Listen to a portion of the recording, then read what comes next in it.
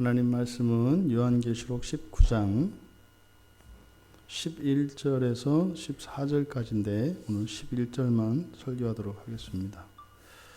요한계시록 19장 11절부터 14절까지 함께 읽겠습니다.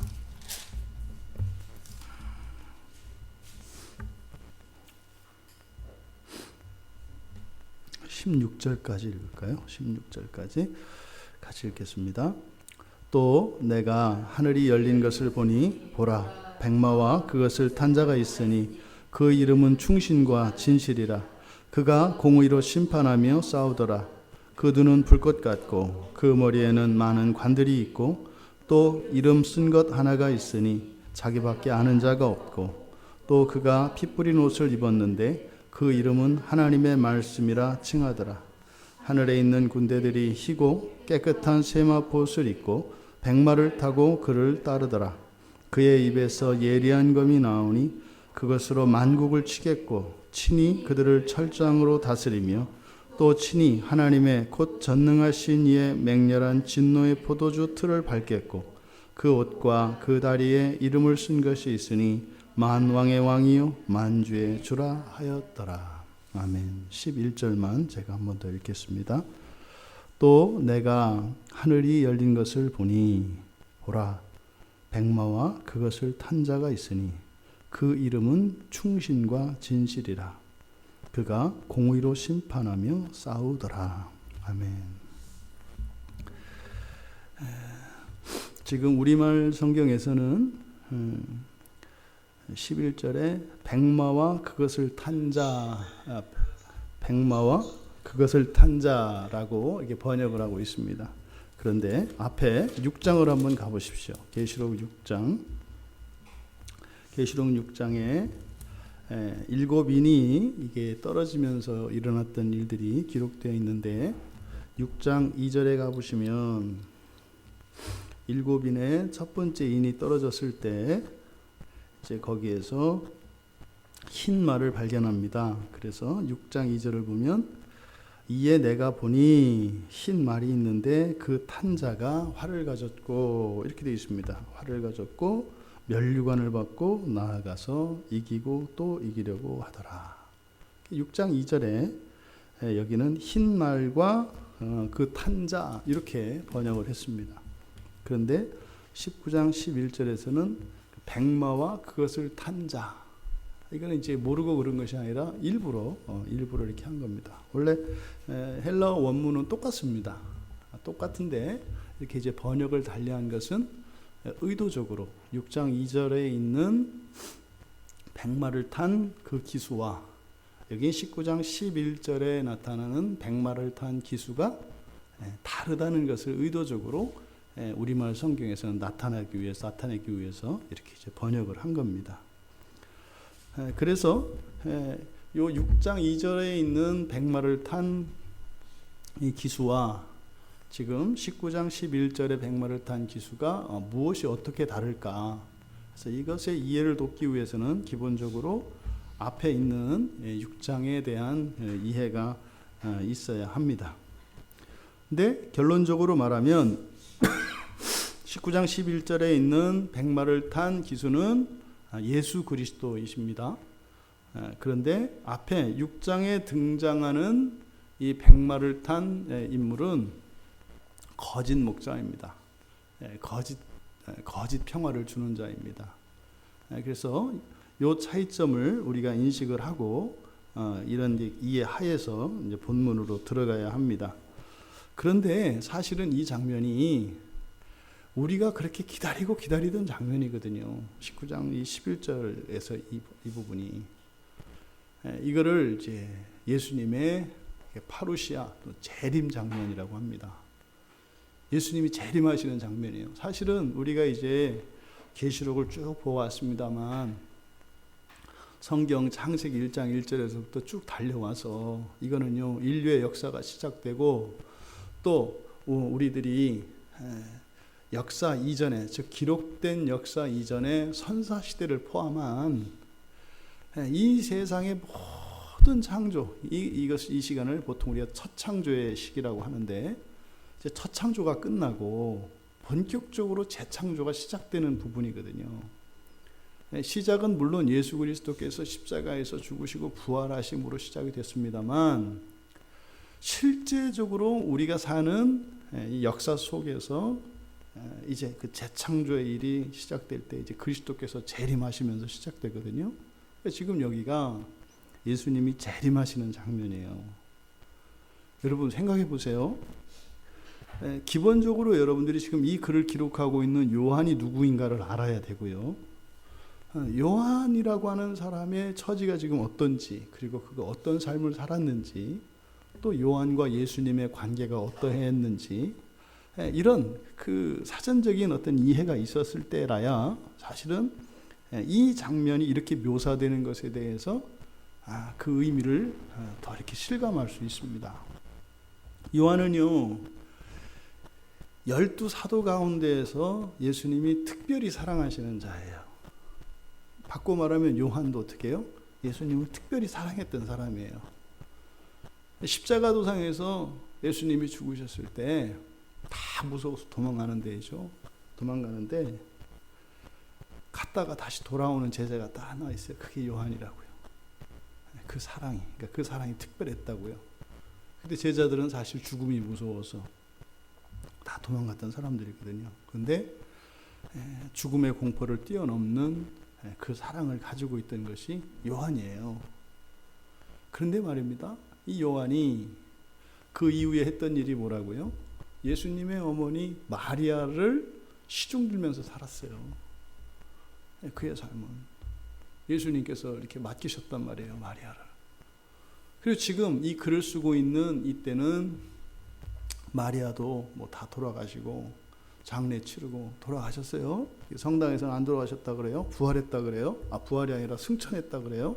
아니요. 요한의 두 손으로 다 장례 치렀어요. 성경에 그 마리아 장례 치른 얘기는 안 써 있습니다만, 죽었다고요. 그리고 지금은 이제 90 나이가 다 돼서 이제는 사실은 자기 몸 하나 제대로 음신할 수 없는 연약한 몸을 가지고 있는 상태예요. 그런데 그가 평생 동안 놓지 않았던 소원이 있다고요. 그리고 사그라들지 않았던 강렬한 그리움이 있었다고요. 그게 뭐예요? 예수님에 대한 그리움이에요. 예수님이 다시 오신다고 하셨거든요. 예수님이 오신다고 했거든요. 그래서 예수님을 다시 볼 수 있을 거라고 생각을 했거든요. 그러니까 예수님 떠나시고 나서 대략 60여 년의 기간 동안을 말입니다. 예수님 생각하면서 마리아 섬겼고요. 예수님 생각하면서 온갖 고초와 박해, 이런 삶의 어려움과 불편을 다 감수했다고요. 오직 예수님 한 분 때문에. 그랬는데 지금 여기가 재림하는 장면이라면 요한의 마음이 어떻겠냐고요. 만사 제쳐놓고 주님을 배웠습니다 이러지 않겠냐군요. 예? 아이고 주님 드디어 오셨군요. 예? 이게 지금 사실은 11절 이하로 16절까지 쭉 이렇게 이제 기록하는 이 본문에는 이 요한의 감정이 철저하게 억제되어 있습니다. 철저하게 억제되어 있습니다. 하지만 우리는 그걸 봐야 돼요, 여기서. 왜요? 그랬을 때 이 본문이 더 부각되는 거죠. 그러니까 지금 이 글을 쓰고 있는, 말씀을 기록하고 있는 요한의 심정은 사실은 하고 싶은 말은 뭐예요? 예수님이에요. 예수님이 다시 오셨다는 얘기를 하고 싶다고요. 그런데 안 해요. 예수라고 안 하잖아요. 예수라고. 이걸 빗대어서 얘기하잖아요. 그러니까 지금 이것은 철저하게 이 요한이 자기의 감정을 억제하고 있는데 그 억제하는 이유가 있는 거죠. 뭐겠어요? 그 개인적인 그 정리야 이루 말할 수 있겠습니까? 그리고 그 기쁨과 한의는 그 주체할 수 없겠죠. 그런데 그것보다 더 큰 무엇이 있었다고요. 뭐예요? 요 뒤에 있는 계시의 말씀들이에요. 예수 그리스도의 재림이라고 하는 이것이 어떤 의미인가? 이것을 전하는 사명이 훨씬 그것을 능가하는 것이었기 때문에 사실은 초인적인 그 절제력을 보이고 있는 것이다. 그 말은요, 이제 여기에서 드러나고 있는 이 계시의 무게라는 것은 사실은 따질 수 없는 무게다라고 하는 겁니다. 그것을 우리가 염두에 두고 정말 한 글자 한 글자, 한 단어 단어에 잠겨있는 그 의미들의 무게를 우리가 크게 받아야 될 줄로 믿습니다. 먼저 이 백마 탄 자, 백마와 그것을 탄 자, 6장 2절에서는 흰말 6장과 여기에서 이제 차별하기 위해서 6장에서는 흰말이라고 했고 여기서는 이제 백마라고 한 이유, 그것이 무엇인가? 6장 2절에 나타나는 그 흰말과 그것을 탄 자, 그러니까 흰말을 탄 기수죠. 그 흰말을 탄 자가 가지고 있었던 것은 활입니다. 그리고 면류관을 쓰고 있습니다. 근데 여러분, 우리가 6장 설교에서 했지만 뭐 까마득한 얘기해서 뭐 저도 어떻게 설교했는지 기억이 안 날 정도니까요. 그때 활을 가지고 있다고 하는 의미가 뭘까? 그래서 화살이 없는 활의 의미예요. 그러니까 뭐예요? 빈 활, 총알 없는 총, 뭐 이런 거예요. 예? 속빈 강정, 뭐 이런 겁니다. 그러니까 뭐예요? 겉보기만 활이에요. 겉보기만 활. 화살이 없다고요. 아무 능력이 없다고요. 그러니까 사실은 뭡니까? 그 두 번째 인을 떼면서 나오는 그 붉은 말 탄자가 하는 일이 평화를 깨뜨리거든요. 그러니까 그 흰 말을 타고 나타난 자가 그 빈 활을 가지고 세상에 주었던 것은 뭐예요? 평화였어요. 평화. 근데 그 평화는 무슨 평화라고요? 바로 뒤에서 깨지잖아요. 깨지는 평화예요. 가짜 평화죠. 그러니까 6장 2절에서 나왔던 이 흰말을 탔던 그 기수가 한 일은 거짓 평화를 주는 것이었어요. 그러니까 여러분, 평화를 주려면 어떻게 주겠어요? 어떤 능력으로, 그죠? 근데 없단 말이에요. 그냥 빈 활이라고요. 그러면 사실상 여기에서 우리의 관심을 끌게 되는 참 평화와 거짓 평화, 이 평화라고 하는 것은 사실은 구원의 열매거든요. 성령의 열매이고 이것은 구원의 결과입니다. 평화라고 하는 것은. 근데 구원의 결과로서 우리에게 주는 평화는 완전한 평화고 영원한 평화지요. 그런데 6장 2절에서 등장했던 자가 주었던 이 평화는 참된 평화는 아니었습니다. 그러니까 이것은 사실상 거짓 평화죠. 거짓 평화. 그래서 이것을 오늘날 우리들의 구원과 관련해서 연결 지으면 여러분들은 어떻게 구원을 얻으세요? 예수를 믿어야 구원을 얻습니다. 근데 예수를 여러분들이 어떻게 알아요? 들어서 압니다. 들어서 알아요. 그럼 예수가 누군지 또 알아야 되는데 어떻게 알아요? 들어서 안다고요. 그럼 우리가 뭘 들어요? 말을 듣죠.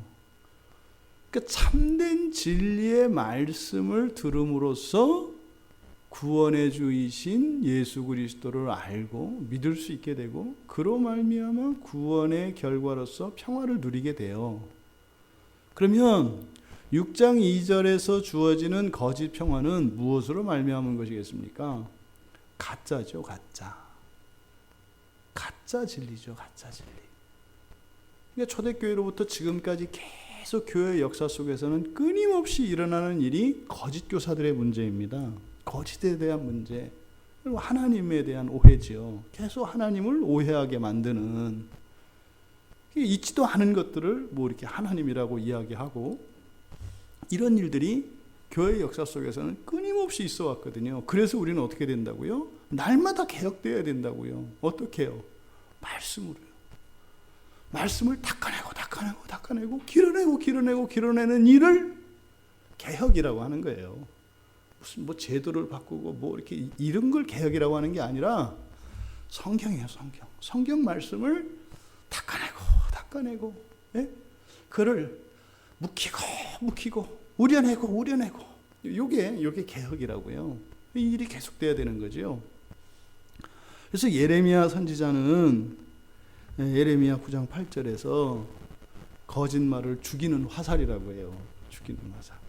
그러니까 지금 계시록 6장에 등장했던 흰말 탄자가 가지고 있는 빈 활에다가 무엇을 매겨서 쏘았겠어요? 거짓말을 매겨서 쏘는 거예요. 이렇게 거짓말을 매겨서 쏘니까 그 거짓말을 받으니까 어떻게 돼요? 거짓 평화가 온다고요. 아, 이렇게 하면 구원 받는다더라. 아, 이렇게 하면 된다더라. 뭐 이런 거죠.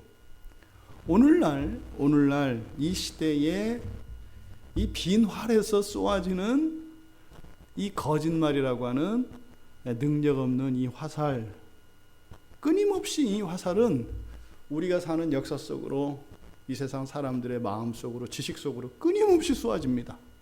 그 화살이 오늘도 계속 날아오고 있다고요. 마치 전자파처럼. 우리가 전자파를 벗어날 수 없잖아요. 그것처럼 이 거짓의 화살이 끊임없이 우리를 향해서 날아 들어온다고요.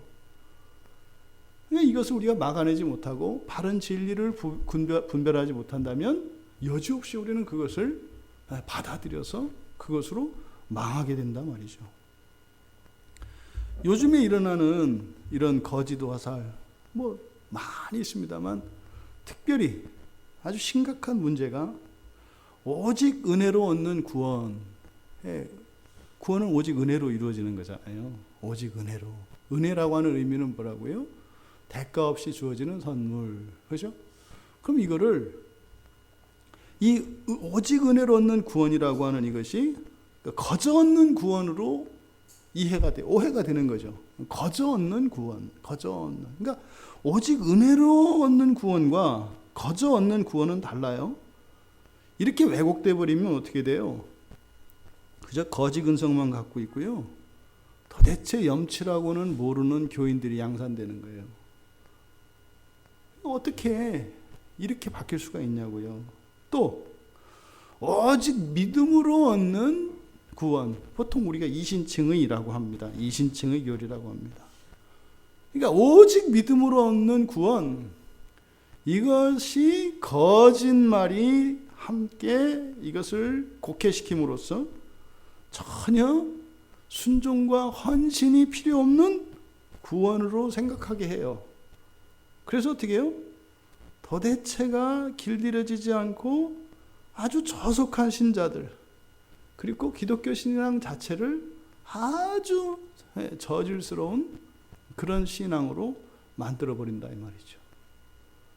다 부서집니다. 그건 다 깨집니다. 다 없어집니다. 그런 것들은. 그러니까 지금 6장 2절에서의 이 경험이 있다고요. 여러분도 있잖아요.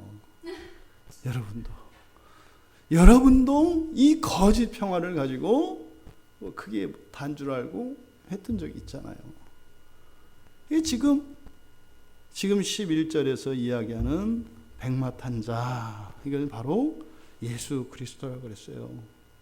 그러니까 지금 왜 예수 그리스도라고 하느냐?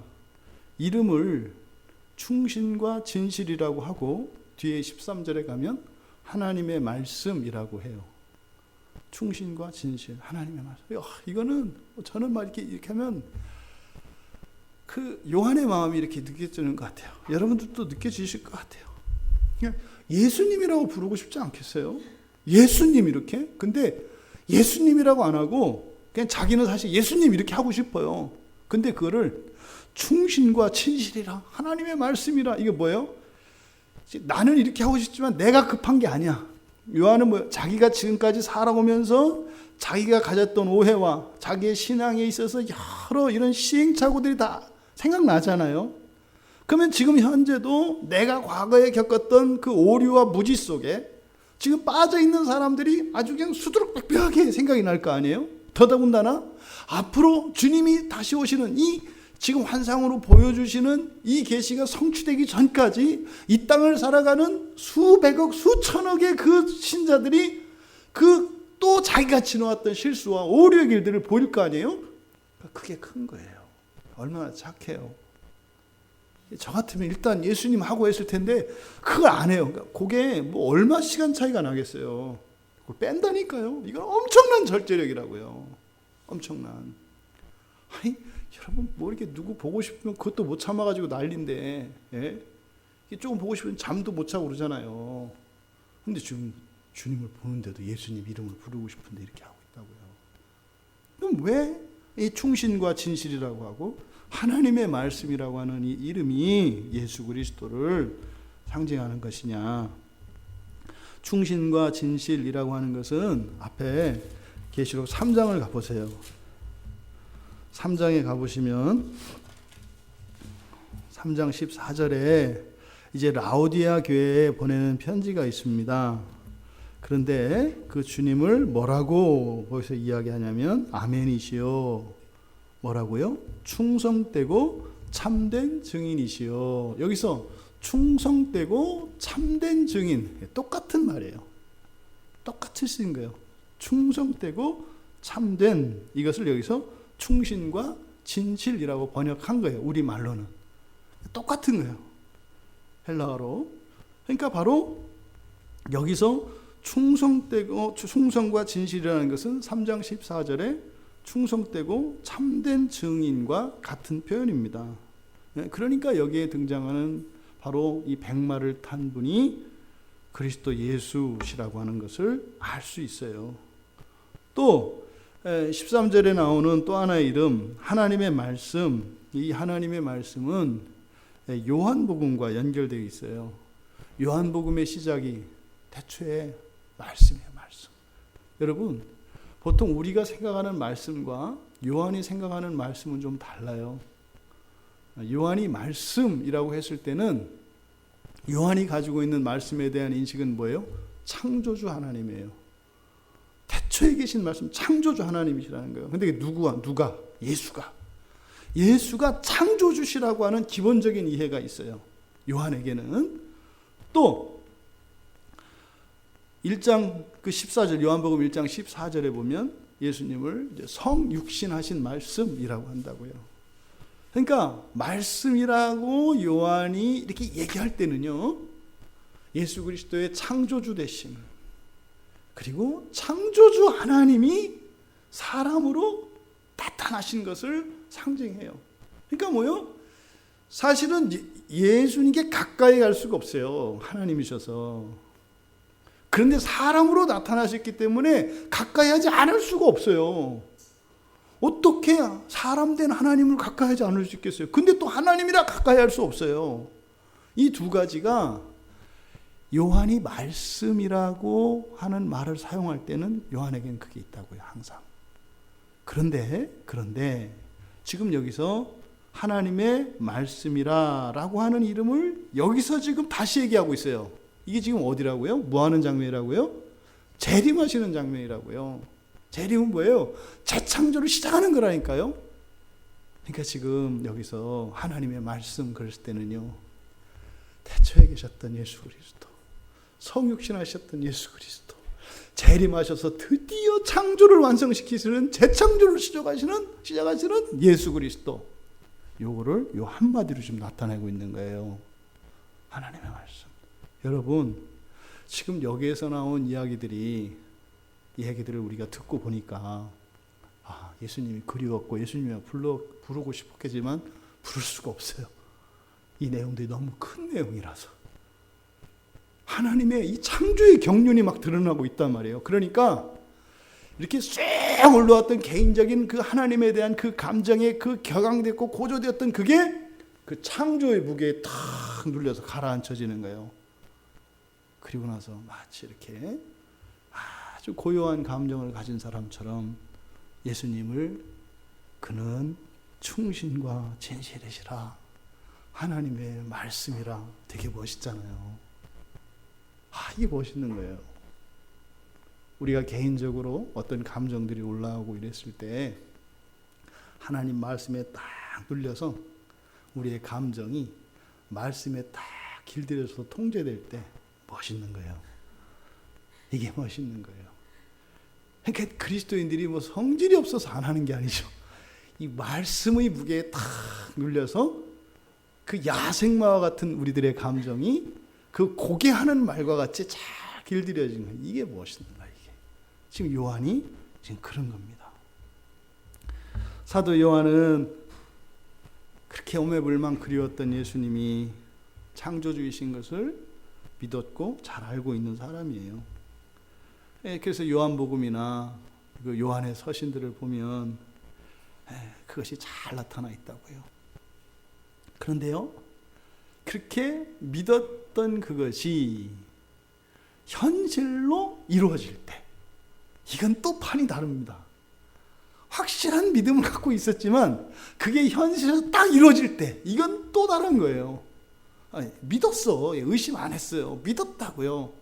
그런데 막상 그것이 앞에서 딱 경험되어지면 이거는 또 다른 거예요. 또 차원이. 그렇잖아요. 우리도 이렇게 기도하고 이럴 때 하나님이 이렇게 확신을 주시잖아요. 이건 딱 잡았다. 이건 걸렸다. 이게 딱 온다고요. 그런데 그것이 마치 딱 성취되었을 때 이때는 또 다르다니까요. 그 차에서 그런 뭐 없어요. 아니요. 이게 완전히 다르다고. 성취되어질 때는. 그러니까 지금 예수 그리스도께서 재림하시는 이 현장에서 요한에게 번쩍하고 보인 게 있는 거예요. 그거는 바로 창조주이신 예수 그리스도께서 이 땅에 오셔서 나를 사랑해 주셨고 또 제자들과 이렇게 속도 썩으시고 배신도 당하시고 이렇게 부활 승천하셨고 했는데 지금 다 재창조를 위해서 오셨다고 하는 이것을 통해서 과거가 쫙 다시 깨지는 거예요. 그러니까요, 죄송한 것도 없고 미안한 것도 없고 다 사라지는 거예요. 이 창조의 영광 앞에 지금 그것을 나타내고 있다. 그래서 요한은 예수님의 이 이름을 통해서 예수님의 재창조 사건을 설명하려고 하는 거예요. 재창조 사건을. 자신의 감정은 철저히 감추고. 그래서요, 지금 요한이 설명하는 이 장면을 보면은요, 소리를 싹 제거했습니다. 그러니까 마치 설교를 하는데 제가 이렇게 하는 거예요. 소리를 제거했어요. 소리를. 그래서 어떻게 해요? 그냥 이것을 그림 언어로 표현하려고 해요. 왜요? 그리스도께서 다시 오실 때에 대한 성경의 많은 예언들을 보면 어떻게 해요? 영광 중에 나팔 소리와 함께 임하시거든요. 근데 지금 재림 사건이라 그래요. 그래서 이제 학자들에 따라서는 재림 사건인데 왜 여기서 나팔 소리가 안 울리지? 뭐 이 얘기가 나온다고요? 이건 의도적으로 요한이 어떻게 해요? 소리를 싹 지워버린 거예요. 그러니까 우리가 왕으로 오시는 그 예수 그리스도의 영광이나 이것이 아니라 그 하나님의 권능이 그리고 하나님의 영광이 무엇을 통해서 오직 재창조에 집중되도록 하려고 하는 의도적인 거예요. 그래서 소리를 싹 없애버렸습니다. 그러니까 지금 예수님께서 재창조하시는 거예요. 마치 아담은 하나님이 천지 창조하는 걸 못 봤잖아요. 아담은 못 봤잖아요. 다 되고 나서 봤잖아요. 근데 요한은요, 마치 처음부터 창조 때부터 보고 있는 것 같이. 그러니까 이때는요, 눈앞에 펼쳐지는 장면이 중요하지 소리는 안 들려요. 이렇게 딱 여러분 생각해 보세요. 첫째 날부터 여섯째 날까지 여러분 창조되는 걸 쫙 보는데 뭐 무슨 소리 생각나요? 막 그 현란하게 펼쳐지는 그 장면이 그때는 안목의 정력이 아니라 우리 안목이 그냥 아주 하나님께 꽂혀서 쫙 보이지 않겠냐고요. 그러니까 지금 철저하게 소리를 싹 제거한 거예요. 스피커 딱 꺼버리고, 그러니까 키면 엄청나겠죠. 뭐 뒤에 보면 이제 하나님의 군대들이 막 온단 말이에요. 소리 다 껐어요. 그리고요, 보여주는 거예요. 우리한테. 아무리 글로 써봐야 그 소리를 우리한테 전하지 못할 거고. 그러니까 어떻게 해요?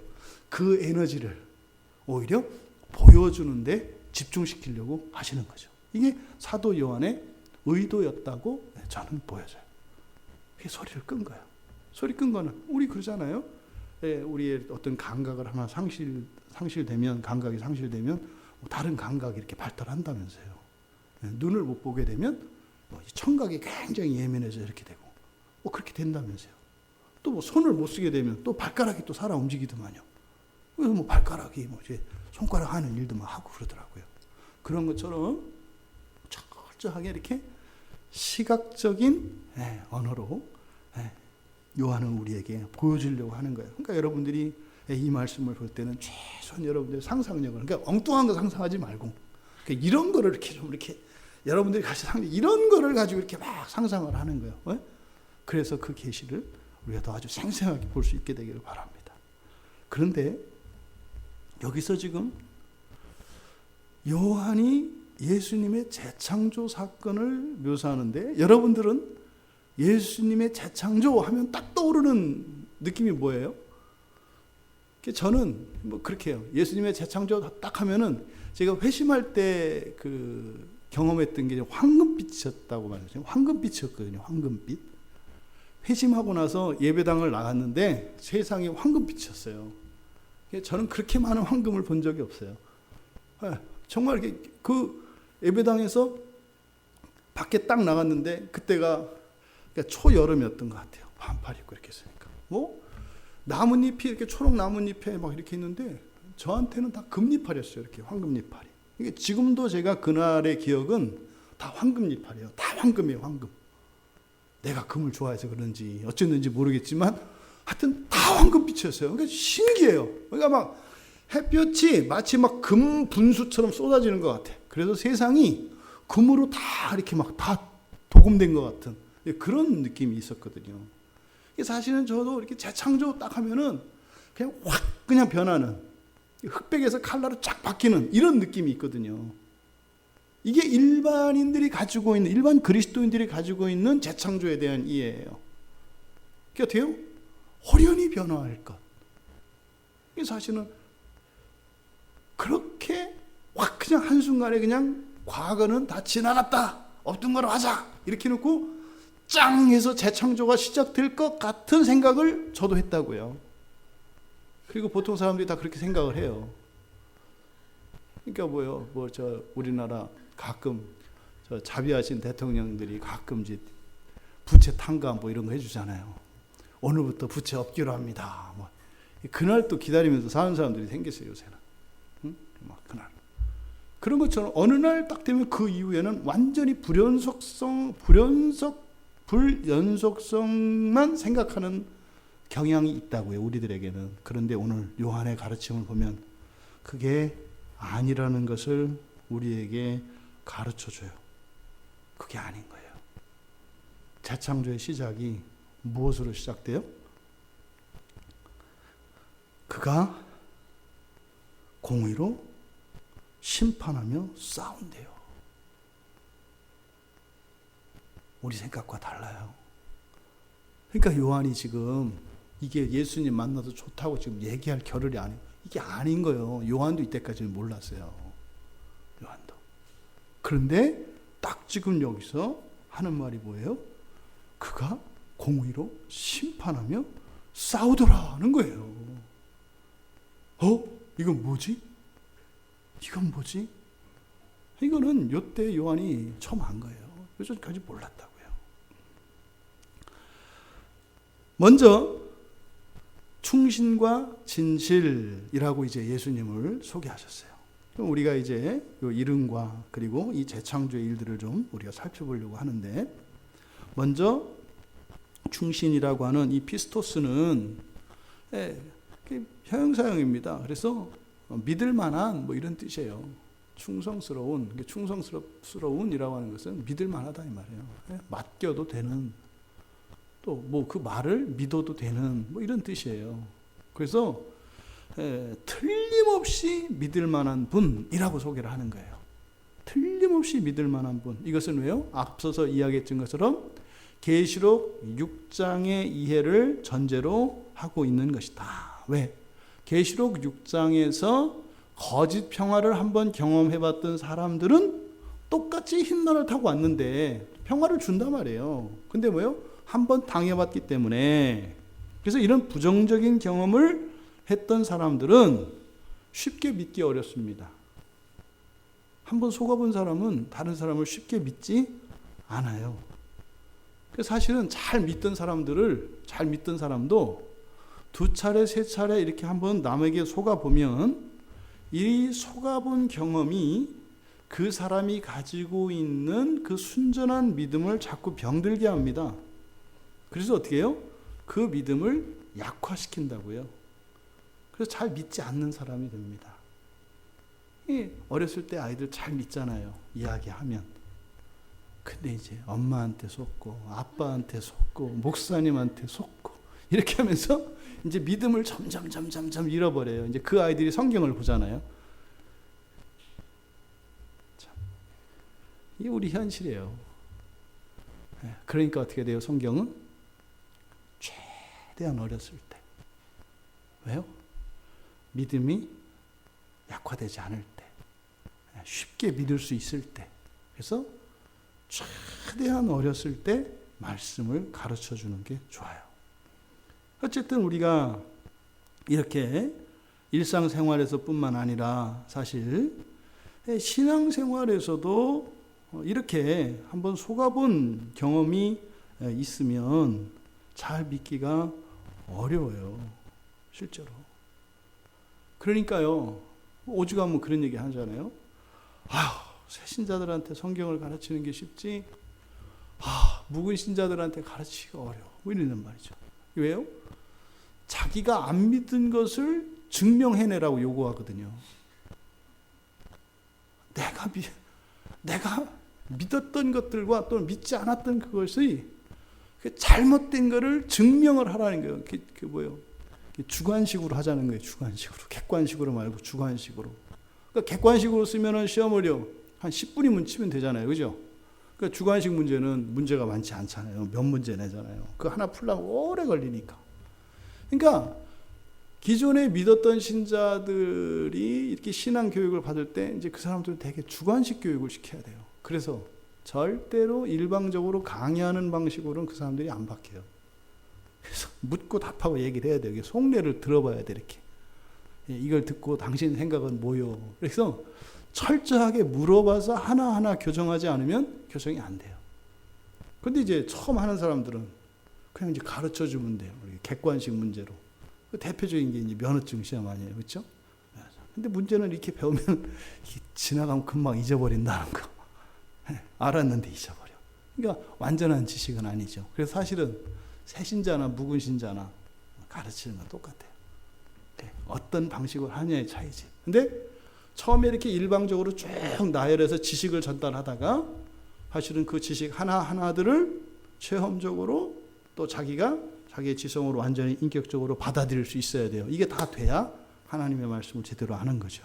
이 두 과정은 다 거쳐야 합니다. 근데 어쨌든 예수님을 틀림없이 믿을 만한 분이다 라고 하는 이것을 뭐겠어요? 인생을 살면서 또 신앙 안에서 교회 안에서 겪었던 부정적인 경험들, 실망하고 속아보고 했던 이런 것들이 이렇게 부정적인 영향을 끼칠 수 있기 때문에 그 모든 것들을 개입하지 않도록 일체 지금까지 살았던 삶의 경험 속에서, 신앙의 경험 속에서 있었던 속았던 것, 그리고 실망했던 것, 낙심했던 것, 이 모든 것들을 뭐라는 거예요? 내려놓으라는 거예요. 일체 개입시키지 말라는 거예요. 왜요? 내가 눈으로 본 그분이니까. 이분은 내가 본 그분이야. 무덤에서 부활하시고 승천하셨던 그분이 맞아. 그러니까 이건 증언이에요, 증언. 직접 본 사람이. 가장 예수님 가까이에서 보았던 요한이 예수님 맞아, 이 말이죠. 그것을 지금 충신이라고 우리말로 이렇게 번역하고 있는 겁니다. 우리들도 때로는 예수님을 오해하고 예수님께 실망하고 원망하고 불평했던 때가 다 있습니다. 저도 있고 다 있습니다. 근데 요한은 말하는 거예요. 예수님은 참으로 믿을 만한 유일한 분이시다. 참으로 믿을 만하다. 이건 무슨 말이겠어요? 그 전까지는 나도 조금은 좀 미심쩍고 잘 안 되는 게 있었다. 그런데 참으로 믿을 만한 분이다. 이렇게 얘기를 하는 거예요. 두 번째로 진실 그래요. 사실은 여러분 이 진실이라고 하는 이것은 이 말은 그거예요. 원천과 그 사실이 유기적으로 관계 있는 것. 이게 무슨 말이냐면 그게 그거다 이 말이에요. 그게 그거다. 이게 진실이라는 말이거든요. 여러분, 세상에서 일어나는 일들의 사실과 진실은 같지 않아요. 그렇죠? 일어났던 사실은 시간과 공간 속에서 일어났던 인물과 그 환경들에 대한 나열이 사실이에요. 근데 그 진실은 그것과 의도와 목적, 동기, 과정, 이 모든 게 다 포함되는 거예요. 사실은 진실은 우리가 알 수 없어요.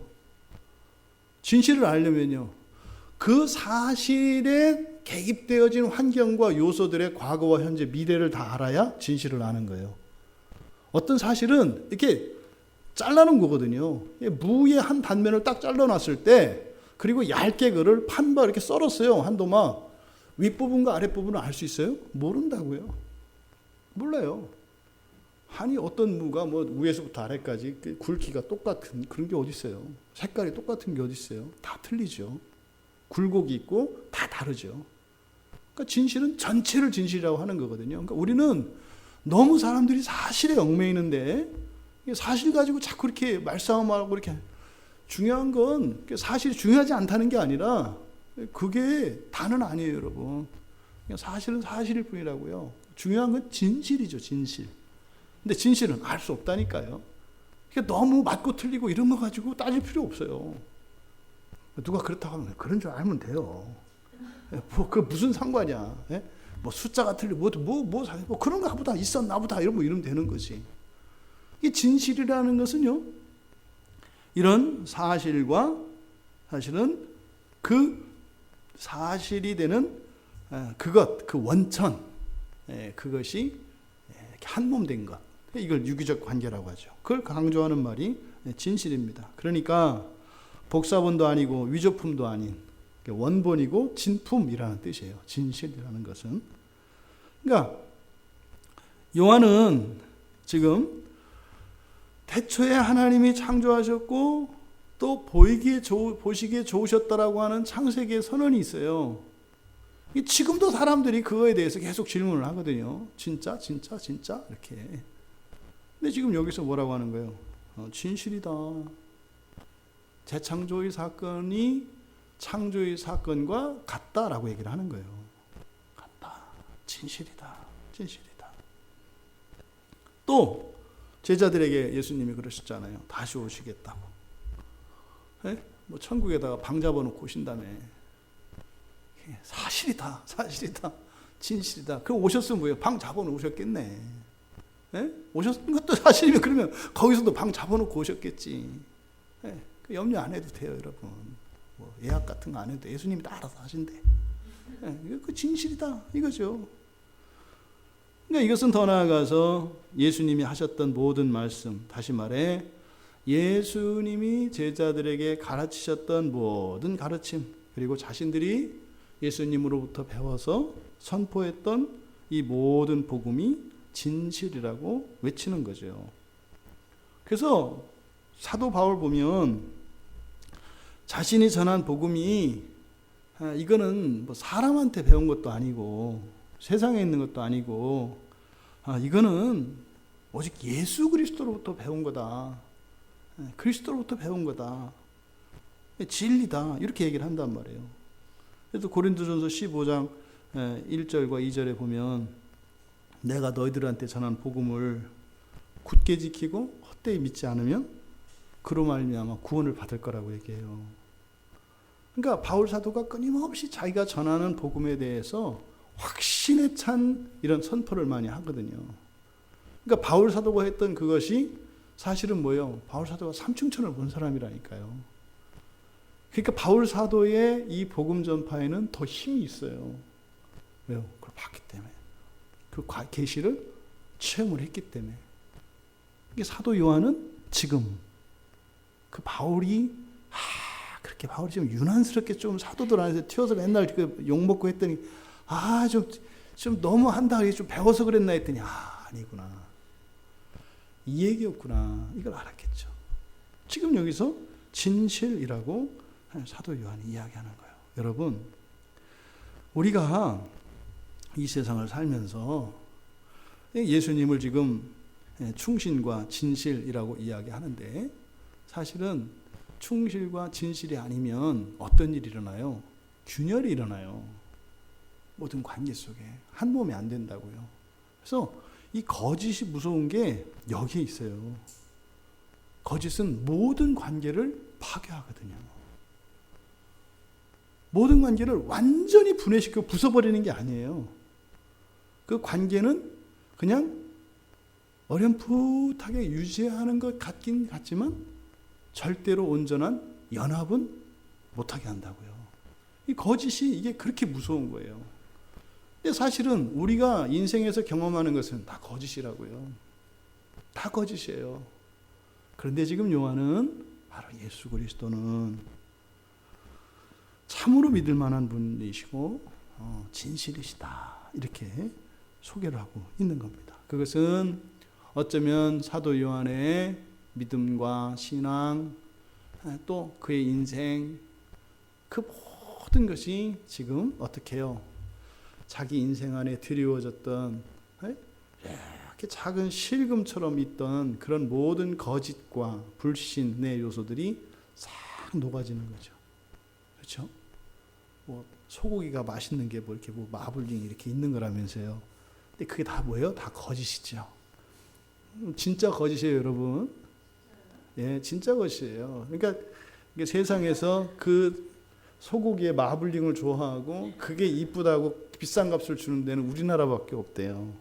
그런 게 있으면 안 좋은 고기랍니다. 기름기가 이렇게 안에 껴 있는 거는 안 좋은 거래요. 그래서 그냥 고기는 고기, 순살고기, 기름은 기름 이렇게 돼야 되는 거지. 이게 잡쳐서 이렇게 섞여 있는 건 이게 교묘한 상술에 다 넘어간 거예요.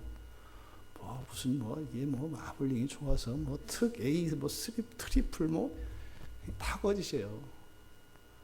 그냥 단순한 게 좋습니다.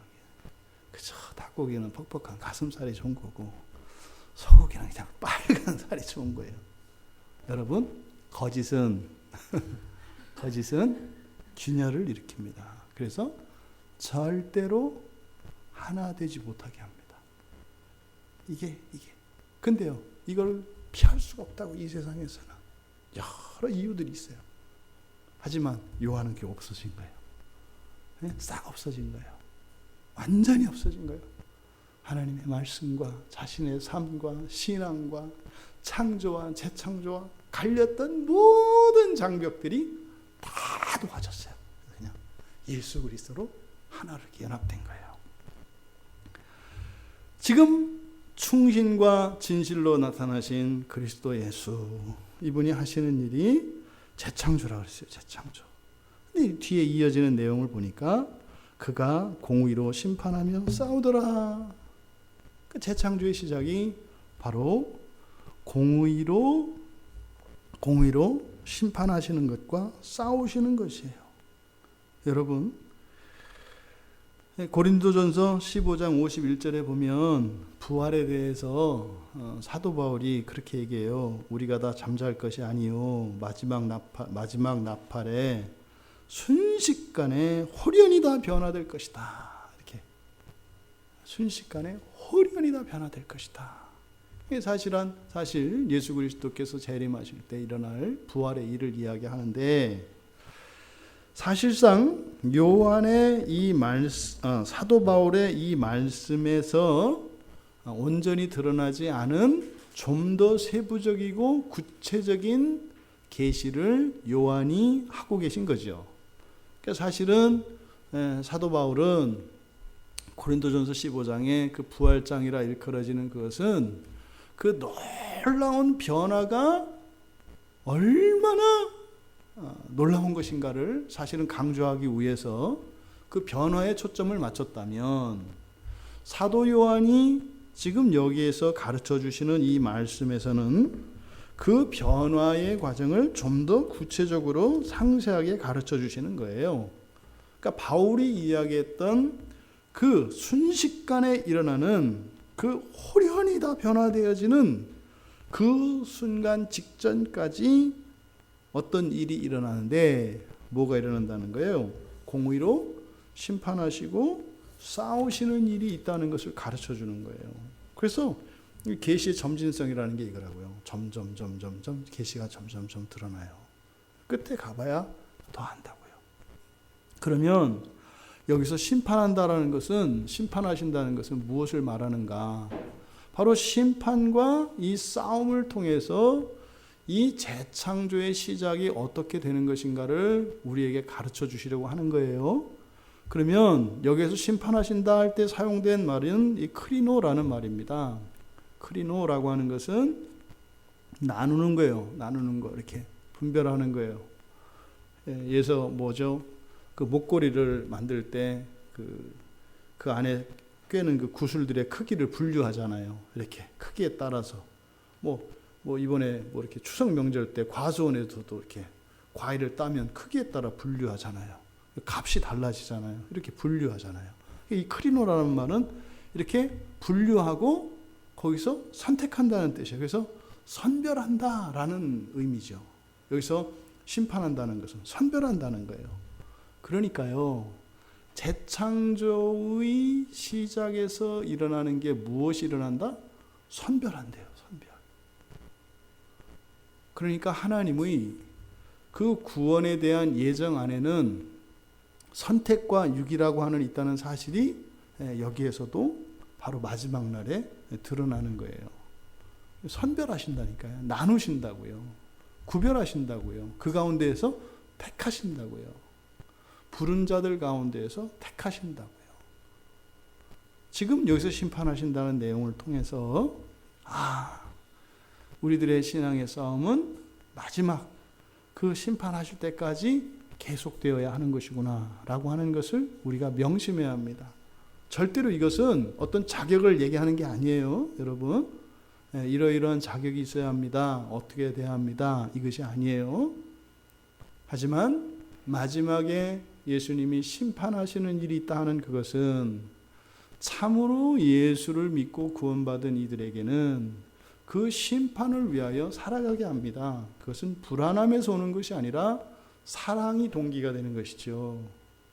주님을 만나는 그 날에 주님의 사랑스러운 신부로 서기 위하여 요즘 젊은 사람들 결혼 앞두고는 엄청날 정도의 그 다이어트와 이런 걸 하더만요. 그런 걸 보고도 우리가 알 수 있잖아요. 그러니까요, 예수님께 택함 받은 자들은 사실은요, 그날 당연히 예수님께 선택될 줄 믿습니다. 당연히 선별됩니다. 근데 그것은 시간만 가서 되는 거 아니에요. 그러니까 예수 믿고 살아가는 게 그냥 세례 받았다고 교회 등록했다고 끝나는 게 아니라니까요. 끊임없이 꾸준한 추구와 열심히 있어야 되는 겁니다. 그것이 그렇게 되는 게 아니죠. 그죠? 예수님을 사랑하는 사람들에게는 반드시 그런 삶이 있다고요. 그래서 예수님께서 심판하신다고 하는 이 사실이 현재형으로 되었어요. 무슨 말이겠어요? 우리가 살아가는 하루하루 일상 가운데 심판은 계속 일어나요. 우리도 그러지 않아요? 우리도. 그러면 우리도 하나님의 말씀을 가지고 있으니까 우리가 우리를 심판할 수 있잖아요. 스스로를. 그러면 벌레 먹은 것, 병든 것, 그리고 아름답고 온전한 것 알 수 있잖아요. 덜 익은 것과 익은 것 우리가 분별할 수 있잖아요. 그것을 어떻게 해요? 또 닦아내기 위해서 살지 않겠어요? 그러니까 예수님이 심판하시는 이 일은 성도들 안에서 현재의 삶 속에서 일어나는 거예요. 그래서 끊임없이 자기를 성찰하고 하나님 말씀을 비춰보면서, 아니 사랑하는 사람을 만나러 갈 사람이 어떻게 거울을 안 봐요? 거울을 보고 가지 않겠어요? 그게 뭐예요? 말씀이죠. 말씀이 우리의 거울이죠. 왜요? 사람으로 오신 말씀 예수 그리스도이시고 책이 되신 예수 그리스도는 성경이라고요. 예수 그리스도는 우리의 형상이에요. 그러니까 우리의 거울은 이 거울이 아니에요. 사람들의 평판이 아니에요. 이게 우리 거울이에요. 이게 여러분이에요. 이 성경이. 그럼 이 성경이라고 하는 거울을 통해서 우리가 우리를 끊임없이 비춰보는 거죠. 그리고 우리가 심판하는 거죠. 그랬을 때 주님 만나는 그날에 참으로 진실이다 이렇게 되지 않겠어요? 맞다. 내가 봤던 내 판단이 맞다. 주님의 심판과 나의 심판이 맞다. 이게 맞아 떨어지는 거죠. 맞아요. 여러분들이 현재 여러분에게 아니다 그러세요? 주님도 아니라고 하실 거예요. 맞다니까요. 그러니까 어때요? 그만둘 수 있어요, 여러분? 그만둘 수 없다고요. 그래서 여러분들이 야, 죽었다. 아이고 그러면 둘 중에 하나예요. 양심을 두껍게 하든지 철면피로 나는 맞다 이렇게 가든지. 나는 말씀에 나를 비춰보면 아니다죠. 그럼 어떻게 해요? 맞다를 향해서 살아가는 거죠. 그 끝은 하나님의 은혜가 기다리고 있는 거죠. 나를 완성시킬 분은 하나님이신 걸 믿는 거죠. 그러니까 우리가 달려갈 길만 가면 돼요. 달려갈 길만. 그러면 남은 싸움은 주님이 하시는 거죠. 뒤에 보면 나와요. 두 번째로 싸우신다 이렇게 돼 있어요. 여기서 싸우신다라고 하는 것은 폴레메오라고 하는 말이거든요. 폴레메오. 이 폴레메오라고 하는 말은 성경의 쓰임을 보면 그렇게 많이 쓰이지 않습니다. 계시록 2장 16절에 내 입의 칼로 그들과 싸우시겠다라고 말씀하세요. 내 입의 칼로 그들과 싸우시겠다. 이 칼이 뭐예요? 말씀이죠, 말씀. 내 입의 칼로 싸우시겠다. 이때 싸운다라고 하는 것은 그러니까 뭐 이렇게 물리적인 싸움이 아니에요. 뭐예요? 말싸움이에요, 말싸움. 여기서 말씀 보겠어요. 진리죠. 진리의 싸움이에요, 진리의 싸움.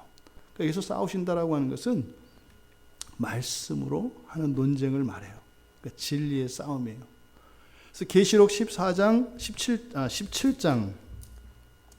14절에 가도 이런 짐승과 왕들과 어린 양의 싸움이 일어나요. 17장 14절에 보면 그들이 어린 양과 더불어 싸우려니와 어린 양은 만주해 주시어 만왕의 왕이심으로 그들을 이기실 터이요. 이때 싸움도 그러니까요. 막 총싸움, 팔씨름 뭐 이렇게 이런 게 아니에요. 뭐예요? 진리의 싸움이에요. 진리의 싸움. 빛과 어둠의 싸움이에요. 빛과 어둠이 만나면요. 어둠은 물러가는 거예요. 진리와 거짓이 싸우면요. 그냥 거짓은 사라지는 거예요. 그러니까 막 열심히 싸워서 죽을 힘을 다해서 막 경쟁해서 이기는 게 아니에요. 빛이 어둠을 물리칠 때 막 땀 뻘뻘 흘리면서 막 그만두려고 막 참고 참다가 이렇게 해서 딱 이기는 이런 게 아니에요. 그냥 없어져요. 그러니까 여기서 말하는 이 싸움이라고 하는 것은 진리의 싸움, 말씀의 싸움입니다. 그러니까 마지막에 바로 이 재창조의 시작이 심판과 싸움이라고 지금 사도 요한이 우리에게 가르쳐주고 계시는데, 사실상 이 심판과 싸움이라고 하는 것은 현재형으로 다 되어 있어서 현재적으로 그 싸움과 심판이 일어나요. 이게 누구요? 여러분이죠. 우리들이 예수를 대신해서 이 세상을 살잖아요. 이 세상을 살면서 우리들이 심판하고 싸우면서 예수님의 심판과 싸움이 현재적으로 일어나고 있다고요. 이때 어린 양이 이기실 때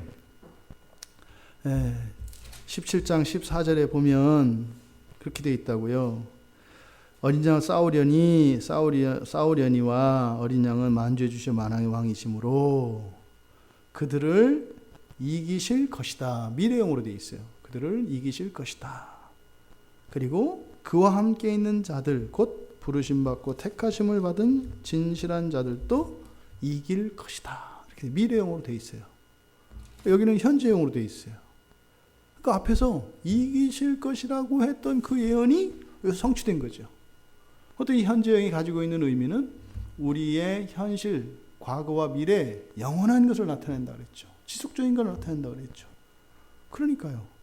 바로 이 싸우신다고 하는 이 일이 바로 앞에서 예언했던 이길 싸움이고, 그 이기는 싸움이라고 하는 것은 말씀, 진리의 싸움이다라는 거예요. 그러니까 여러분, 우리가 어떻게 무엇으로 이겨야 돼요? 말씀으로 이겨야 한다고요. 말씀으로. 말씀을 우리가 복음이라고 합니다. 복음. 예? 복음.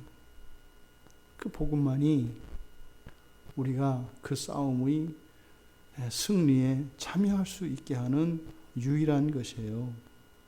결국 요한은 지금 뭘 얘기하고 싶은 겁니까? 이 재창조의 시작은 누가 준비돼요? 하나님의 거룩한 백성들이 준비된다는 거예요. 첫 창조와 정반대죠. 첫 창조는 맨 나중에 사람이 창조되죠. 재창조는요, 하나님 나라의 백성들이 준비된다는 거예요. 어떻게? 선별 과정을 거쳐서, 그리고 진리의 말씀으로. 그러니까 우리가 어떻게 해야 돼요? 말씀을 읽고 배우고 설교를 듣고 하는 일들이 뭐예요? 바로 하나님의 재창조에 참여하고 있는 거예요, 여러분. 여러분, 이 싸움은 지금 오늘 우리들의 삶 속에 일어나고 있어요. 창조를 믿는 여러분, 재창조의 삶을 살아가시는 그 은혜가 여러분 모두에게 임하기를 바랍니다. 지금도 이 땅을 향해 오고 있는 그 영원한 하나님 나라를 준비하는 그 나라의 백성으로 진리로 준비되어지고 또 그 진리로 세상을 또 나 자신을 심판하면서 주님의 심판과 합치되어지는 그날의 영광을 위해서 살아가시는 복된 성도들 다 되시기를 주님의 이름으로 축복합니다.